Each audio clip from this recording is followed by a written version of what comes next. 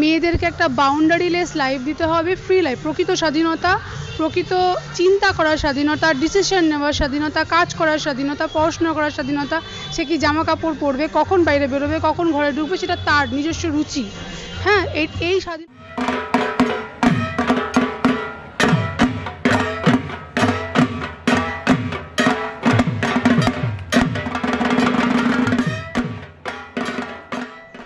নমস্কার, পুজো দর্শনে আপনাদের সকলকে স্বাগত জানাই। আমি পার্থ। আশা করি আপনারা সকলে ভালো আছেন, সুস্থ আছেন। পুজোর আর খুব বেশি দিন দেরি নেই, তাই আমরাও বেরিয়ে পড়েছি মণ্ডপে মণ্ডপে পুজো দর্শনে, পুজোর আড্ডা নিয়ে। এখন আমাদের গন্তব্য বাগুইআটি রেলপুকুর ইউনাইটেড ক্লাবে। এখানে আমরা পেয়ে গেছি এবছরের শিল্পী সন্দীপ মুখার্জি এবং তাপসী মুখার্জিকে। তাদের সাথে জেনে নেবো এবারের পুজোর কিছু কথা। সন্দীপদা, তাপসীদি, স্বাগত পুজো দর্শনে। তো এবারে কি ভাবনা তোমরা তুলে ধরতে চলেছো দর্শকদের জন্য? প্রথমে পুজো দর্শনকে স্বাগত জানাই আমরা, এবং তোমাদের সকল দর্শকদের স্বাগত জানাই।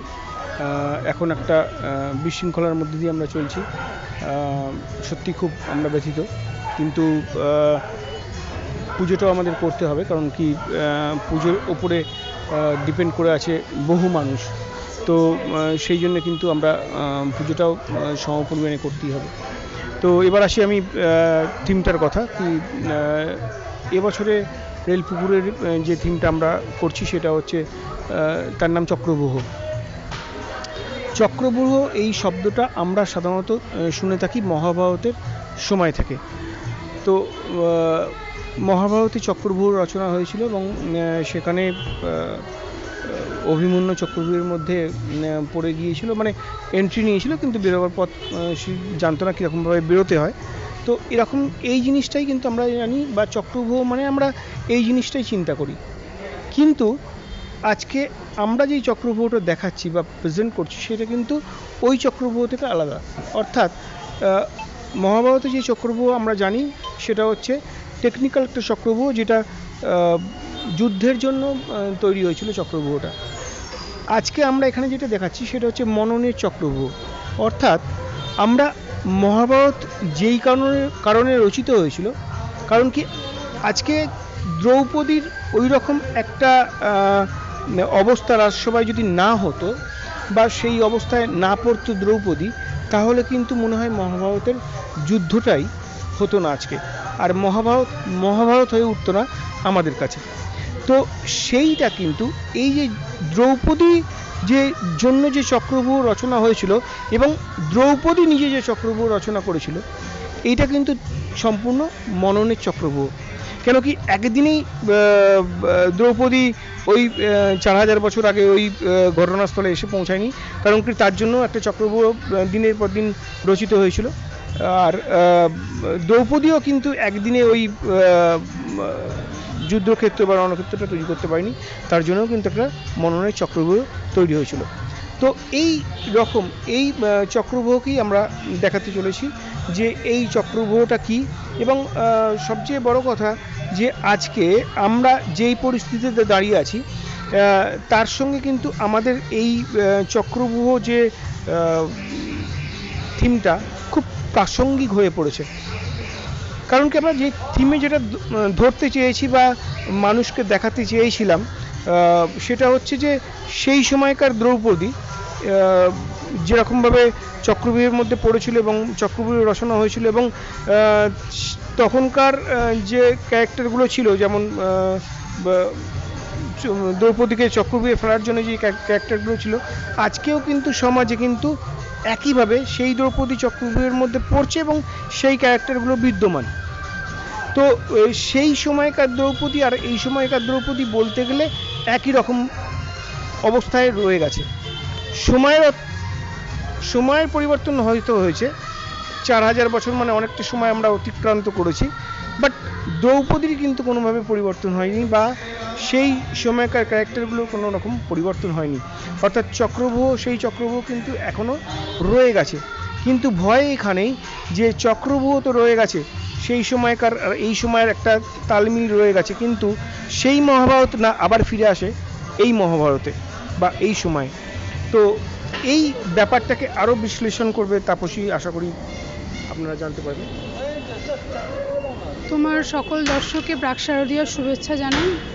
এই একটা উত্তপ্ত পরিবেশ চলছে তো, কিন্তু দুর্গাপুজো তো শুধু উৎসব নয়, তো এটা একটা ব্যবসায়ী প্রেক্ষাপট রয়েছে। তো পুজোর সঙ্গে যেহেতু কয়েক কোটি মানুষের জীবিকা জড়িয়ে আছে, তো পুজো করতেই হবে, পুজো স্বমহিমায় করতে হবে। কিন্তু বিষয়বস্তু যেটা মানে মেয়েদের যে জন্য যে চক্রব্যূহ তৈরি হয় জীবনে, তার শৈশবকাল থেকে শুরু করে তার সারা জীবন ধরে তাকে নানা রকম ট্র্যাপের মধ্যে পড়তে হয়। তো আজকের পুরো বিষয়বস্তুটা ও বুঝিয়ে বলেছে, তো আমি বেশি কিছু বলবো না, শুধু এটাই বলবো যে এখন আমি একজন মহিলা শিল্পী, আমার মতন বাংলার প্রচুর মহিলা শিল্পী আছে যারা তাদের জীবিকা দুর্গাপুজো প্ল্যাটফর্মের ওপর ডিপেন্ড করে চলে। দুর্গাপুজোর তাদের শিল্পসত্তা, ইনবর্ন শিল্পসত্তা নিয়ে তারা কাজ করে, সসম্মানে কাজ করে এবং সসম্মানে বেঁচে থাকার চেষ্টা করে নিজের শিরদাঁড়াটাকে সোজা রেখে, শুধু নিজের নয়, নিজের সংসারের দায়িত্ব নিজের কাঁধে তুলে নিয়েছে। তো আজকে যে পরিস্থিতির সৃষ্টি হয়েছে, তো আমি সকলকে অনুরোধ করব দুর্গাপুজোকে তার স্বমহিমায় হতে দিন।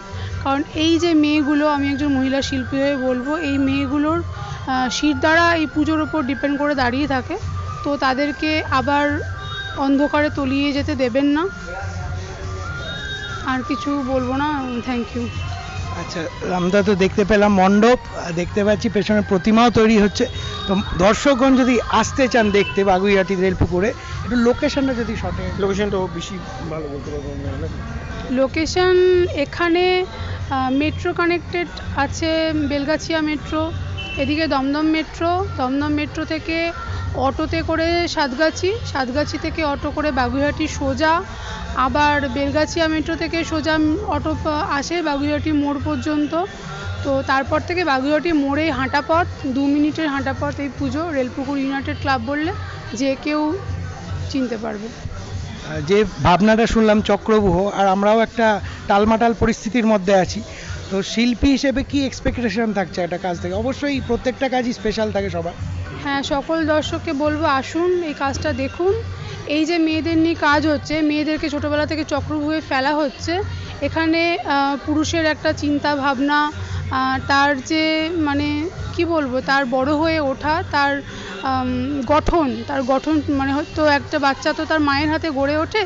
তো এখানে যেটা আমরা বলবো যে চক্রব্যূহ রচনা হচ্ছে, চক্রব্যূহ রচনা হবে না, মেয়েদেরকে একটা বাউন্ডারিলেস লাইফ দিতে হবে, ফ্রি লাইফ, প্রকৃত স্বাধীনতা, প্রকৃত চিন্তা করার স্বাধীনতা, ডিসিশন নেওয়ার স্বাধীনতা, কাজ করার স্বাধীনতা, পড়াশোনা করার স্বাধীনতা।